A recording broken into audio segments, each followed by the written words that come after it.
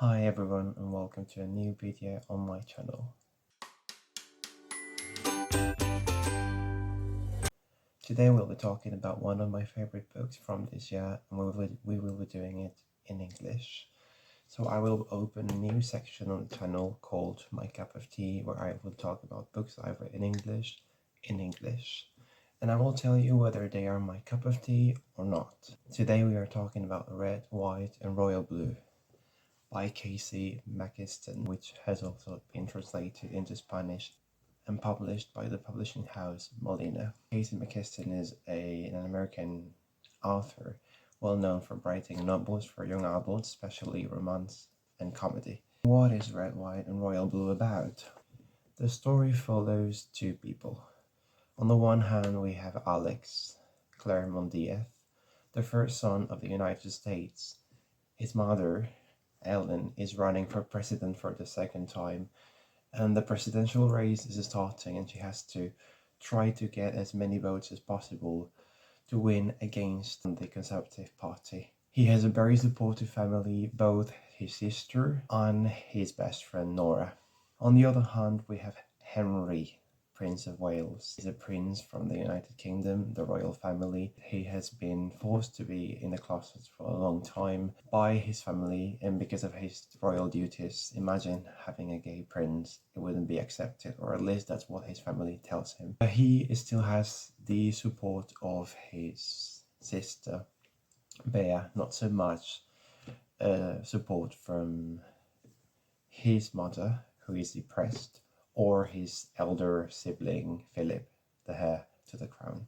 Alex and his sister and Nora are asked to go to the royal wedding, Philip's wedding, as representatives of the United States, and Alex can't stand Henry because from the very first time they met, Henry apparently ignored him and he holds a grudge against him ever since. At the wedding, they start talking and kind of angrily at each other, being sarcastic, and they are very close to that huge, expensive wedding cake. So they kind of trip over each other and the cake just falls onto them, and that just becomes a scandal.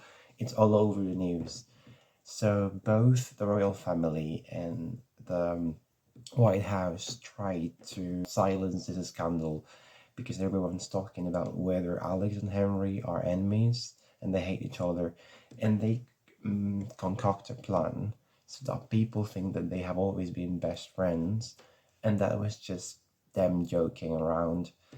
And they are forced to spend time with each other at charitable events, interviews, and so on to keep up this facade and try to avoid this criticism that would completely be detrimental for the presidential campaign. Alex and Henry are both against it, but they have to. It's all about politics, and Alex has always been engaged in politics and will do anything for his mother. At a New Year's Eve party, which basically Henry has to attend, as part of this plan they have concocted, he ends up being a bit jealous of Alex dancing with Nora during the party and kind of storms out. Alex follows him and Henry kisses him and just walks away because they are both shocked. Alex didn't know that Henry kind of could have feelings for him. He had imagined that they both hated each other, and he starts wondering what's happened, questioning his sexuality as well. Henry ghosts him for a long time because he doesn't know what to do. He's a very vulnerable person, especially because he's been forced to be closeted all the time. Eventually they have to get in touch again because of this plan to keep the facade up, and the more they talk to each other, they start texting each other and they get to know each other. They slowly fall in love. They still have to keep it secret, of course, because if the world were to find out, it would be an even greater scandal. That's it. You can think it's very cliched. You can think that's just maybe more of the same thing we have read before, because you have royal people, you have queer, royal, and politics involved. Yeah, is it cliched? Of course it is. Is it predictable? Absolutely. But is it worth reading? 100%. There is just something about this book that kind of makes it stand out, even though it's similar to other books that you may have read. There's something that makes it special, and that's why I couldn't put it down. The characters and the comedy involved that makes you crack up. The whole story is riveting. Is it a bit slushy? Yeah, but it's the good kind of cheesy. What I liked most about the story, apart from the fact that it's hopeful about the future and how you can make a radical change happen if you act on your feelings and you show your true self, it's also that you get to see the intimacy between the characters and the personal relationship through the emails they sent. Something that I didn't like about the adaptation Amazon Prime made is that they couldn't include the emails. It's one of those things that makes it different because they talked to each other and they use quotes by famous historical people, queer people that I didn't know about. And apart from that, what I didn't get about the film is that they completely wiped Alex's sister out of the map.